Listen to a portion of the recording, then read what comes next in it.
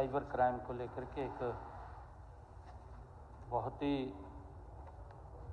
ये ऐसा विषय है कि लोग ठगी का शिकार हो जाते हैं, फ्रॉड कर जाते हैं लोग।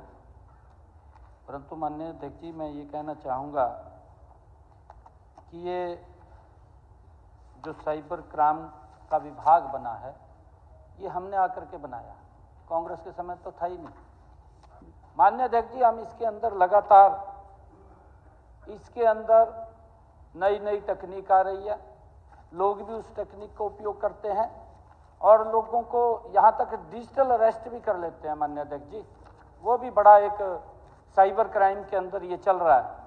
परंतु माननीय सदस्य ने जो पूछा है कि इसमें बढ़ोतरी हुई है केसों में साइबर क्राइम के, मैं आपको बताना चाहता हूं कि केसों में कमी हुई है। माननीय अध्यक्ष जी, 2024 में ये 6054 थे, 2025 में ये 5000 हुए, कमी हुई है। इसके अंदर 17% की कमी आई है।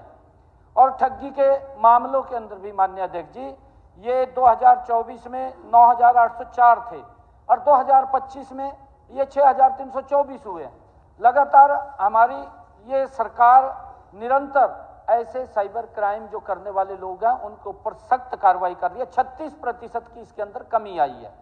और होल्ड राशि जो आपने अभी बात की है, क्योंकि जो ठगी करता है वो मल्टीपल खातों के अंदर पैसा भेजता है, एक खाते से जाएगा कई खातों के अंदर घूम जाएगा जब तक उसको पता नहीं लगेगा।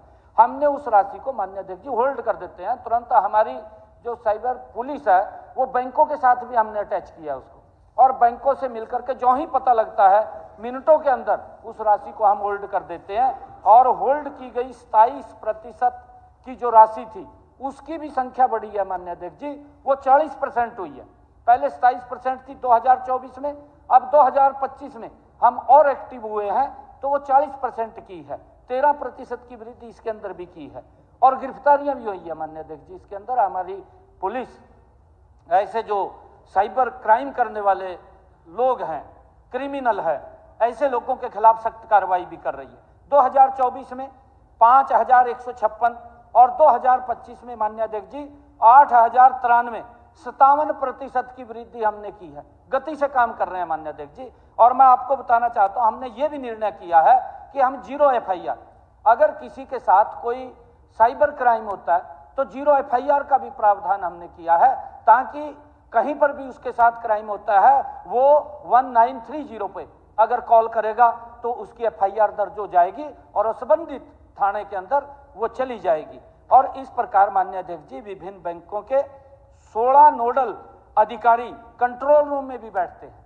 वो हमारे जहां साइबर क्राइम के ये उसके साथ बैठते हैं और बैठ करके साइबर फ्रॉड होते ही जो नोडल अधिकारी बैंक के हैं रौसी को ब्लॉक कर देते हैं। जब तक उसकी पूरी प्रक्रिया पूरी नहीं होगी तब तक उसको नहीं निकाल सकते, क्योंकि जब तक जो साइबर क्राइम करने वाला व्यक्ति है जब तक उसको हम पकड़ ना लें, उसकी तय तक ना पहुंच जाए, तब तक उसको होल्ड किया जाता है। अब कैसे उसको हम रिलीज कर दे तब तक, जब तक हमारे पास पूरी जानकारी नहीं आती। मैंने कहा है कि वो मल्टीपल खातों में चला जाता है, जब तक हम उसकी पूरी जानकारी ना ले लें तब तक उसको कैसे हम रिलीज कर दें माननीय अध्यक्ष जी। और हमने अभी इसी बजट के अंदर माननीय अध्यक्ष जी, मैंने 3 cyber police station Gohana, Bahadurgarh और सोनीपत में खोलने की घोषणा भी अभी की है, ताकि हम इसके ऊपर और गति से काम कर सके, लोगों को ये इस प्रकार की ये दिक्कत ना आए। और माननीय अध्यक्ष जी, मैं आपको एक और बात बताना चाहता हूं, क्योंकि इन्होंने जो माननीय